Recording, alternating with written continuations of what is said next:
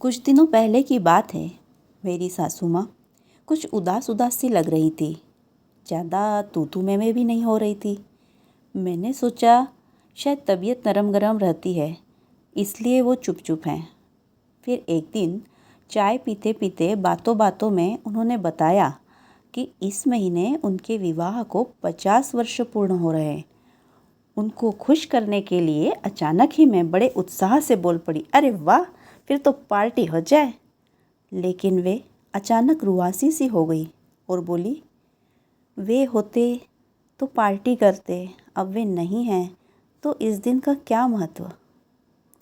मेरा दिल जैसे धक से रह गया, शब्द गुम हो गए और मैं सोचने लगी कि हम लड़कियों के जीवन में विवाह का दिन तो कितना महत्वपूर्ण होता है।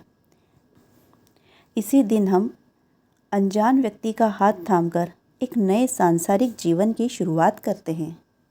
हम अपने जन्म कुटुंब को छोड़कर नए कुटुंब में शामिल होते हैं।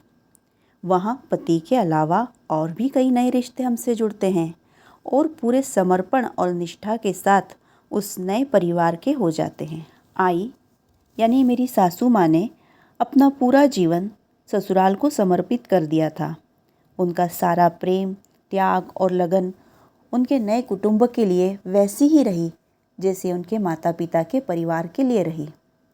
अब जब उनके इस समर्पण के 50 वर्ष पूर्ण हो रहे थे तो हम उसे सेलिब्रेट नहीं करें, सिर्फ इसलिए क्योंकि यह उनकी विवाह की वर्षगांठ थी और उनके पति अब इस दुनिया में नहीं हैं। और उस पूरे दिन उन्हें उदासी में डूबा रहकर गुजारने दें, तो क्या उनका नाता केवल पति तक ही सीमित था, बाकी लोगों से नहीं? इस तरह के कई सवाल मेरे मन में डूबने उतरने लगे।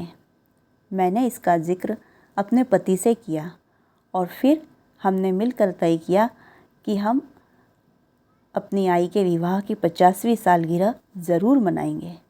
उनको दुख ना पहुँचे, इसलिए हमने इस अवसर को विवाह के स्वर्ण जयंती वर्ष की जगह कुटुंब में उनके आगमन के स्वर्ण जयंती वर्ष के तौर पर मनाने का निश्चय किया, ताकि वे भी इस दिन का पूरा आनंद ले सकें।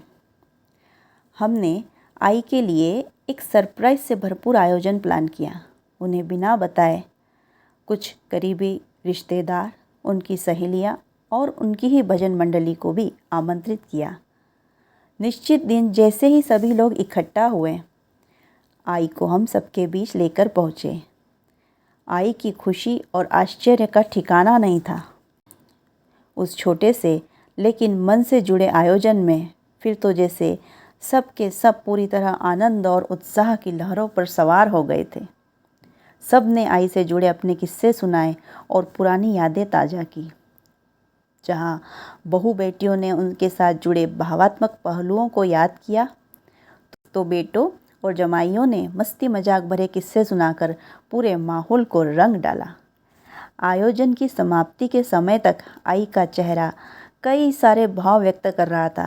वे बेहद भावुक हो रही थी, उनकी आंखें स्नेह से छलक रही थीं। फिर हमने परिवार की ओर से जब आई को एक मोमेंटो अर्थात स्मृति चिन्ह दिया, तो आई की आंखों में खुशी के आंसू झिलमिलाने लगे। हमारी सोच में ये एक बेहद छोटा सा पारिवारिक आयोजन था, क्योंकि हम उस विशेष दिन पर आई को बस खुश देखना चाहते थे। लेकिन वह आयोजन हम सबके लिए बहुमूल्य याद बन जाएगा, यह हमने सोचा भी नहीं था। हमारा यह पूरा परिवार और भी मजबूत बंधन में बन जाएगा, यह अकल्पनीय था। परिवार के साथ और परिवार के बीच ऐसे छोटे छोटे पलों का होना हमें नई ऊर्जा से भर देता है। सासू माँ का अपनी परिवार के लिए समर्पण भाव का मोल तो हम लगा ही नहीं सकते, पर उनके इस अनमोल प्रेम और तपस्या के लिए आभार स्वरूप भावनाएं तो खुशी खुशी व्यक्त कर ही सकते हैं।